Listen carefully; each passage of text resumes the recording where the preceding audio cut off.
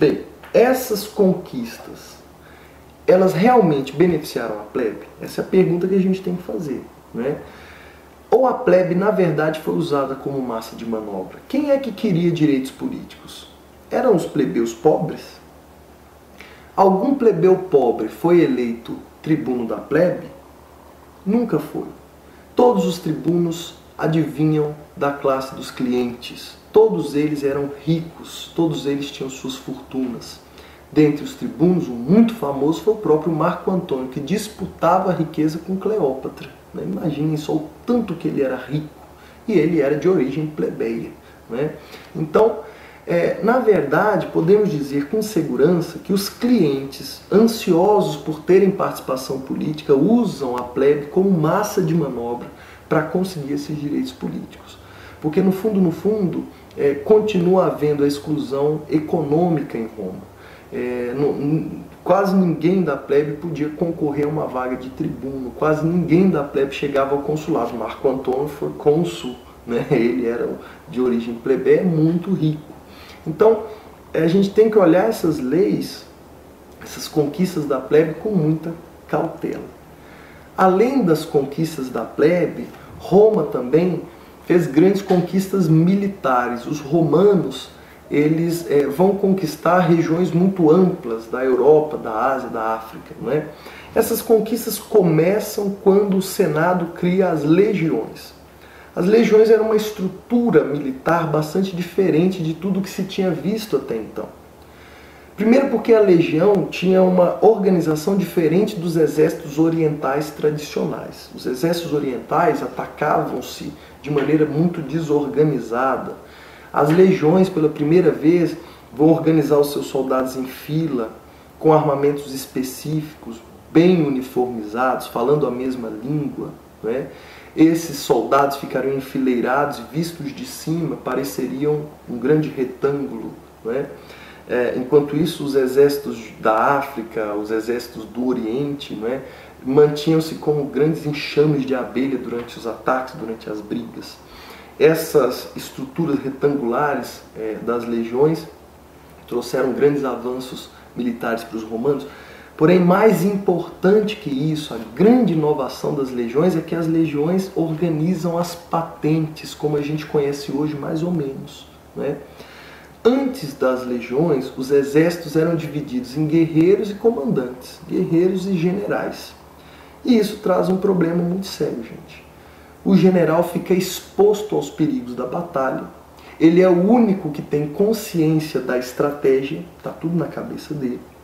E ele corre o risco de ser morto no meio da batalha. Por isso, nas guerras antigas, matar o general significava vencer praticamente. Porque morto o general, os soldados não sabem o que fazer, os guerreiros ficam completamente sem rumo. Outro problema também é que, além do general ficar exposto demais aos inimigos, porque ele tem que ir para a frente de batalha para comandar as tropas, ele ficava exposto aos seus próprios soldados, que muitas vezes, não querendo obedecer uma ordem dele, se sublevavam contra ele.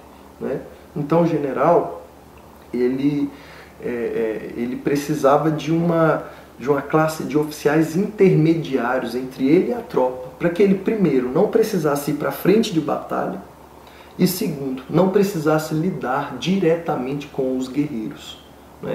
Então as legiões vão criar essas patentes intermediárias. As legiões vão conhecer o soldado a partir do governo do general Mário.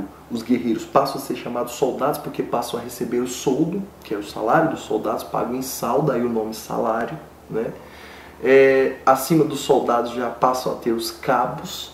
Acima dos cabos, os romanos vão ter os sargentos, digamos assim, um posto intermediário. Acima destes, os centuriões, que comandavam um conjunto de 100 homens e fazia a guarda nas cidades das províncias romanas.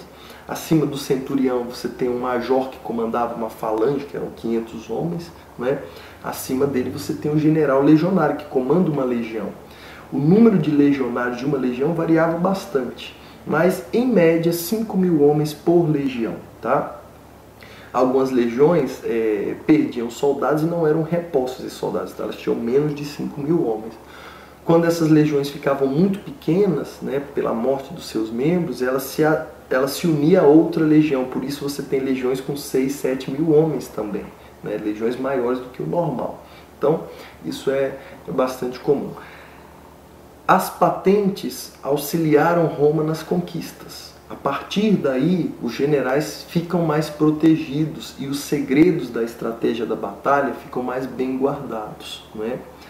Havendo também essas patentes intermediárias, no caso da morte do general, os oficiais intermediários poderiam conduzir o ataque porque tinham informações, pelo menos picadas, ou parte das informações sobre a estratégia pensada pelo general.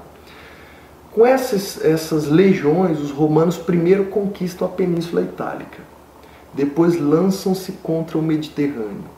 O mar Mediterrâneo era muito importante para os romanos. Os romanos percebiam que se quisessem se consolidar como uma civilização de sucesso, precisariam dominar todo o Mediterrâneo, que era a estrada da época. Por lá passavam todas as mercadorias, os viajantes, etc., né? Era o mar que banhava os 3 continentes. E os romanos enxergaram como primeiro desafio para dominar o Mediterrâneo a cidade de Cartago, no norte da África.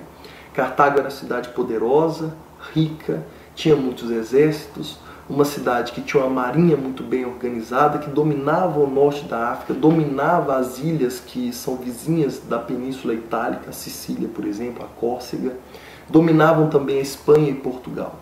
Então os cartagineses eram bastante respeitados. Mas os romanos decidem enfrentar os cartagineses porque era uma questão de sobrevivência para Roma, não é? Os romanos iniciam o que nós chamamos de guerras púnicas. As guerras púnicas demoram muito para terminar, elas vão de 264 a 146 a.C. Então você vai ver aí que são mais de 100 anos de guerras púnicas, não é? São guerras que demoram muito para terminar. Ao todo são 3 grandes guerras púnicas. A primeira vai de 264 a 241, a segunda de 218 a 201, e a terceira grande guerra dura apenas 3 anos, vai de 149 a 146 a.C. Essas guerras púnicas colocam os cartagineses, também chamados de punícios, por isso o nome guerras púnicas, contra os romanos. No final dos conflitos, Roma acaba vencendo as guerras púnicas. Roma triunfa sobre Cartago.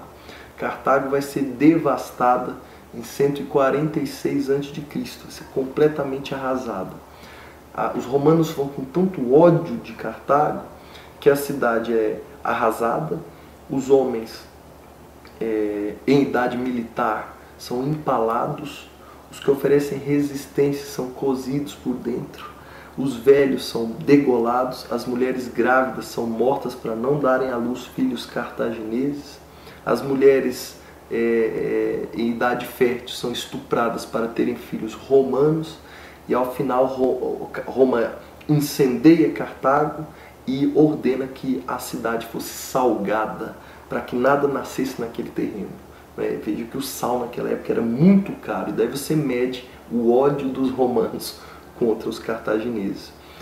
A partir da destruição de Cartago, o Senado romano avisa a todos com muito orgulho: Cartago delenda est, mare nostrum.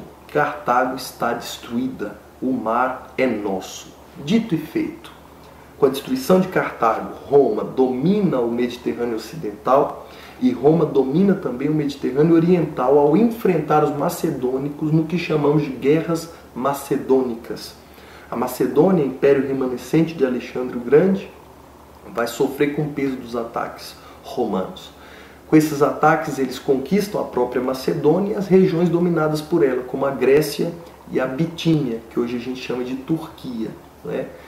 Depois das guerras macedônicas, Roma vai conquistar outras regiões do Oriente Médio, vai avançar sobre o norte da África e em 27 a.C. encerra as conquistas da República, conquistando o último dos impérios que resistiam às margens do Mediterrâneo. O último desses impérios foi o Velho Egito.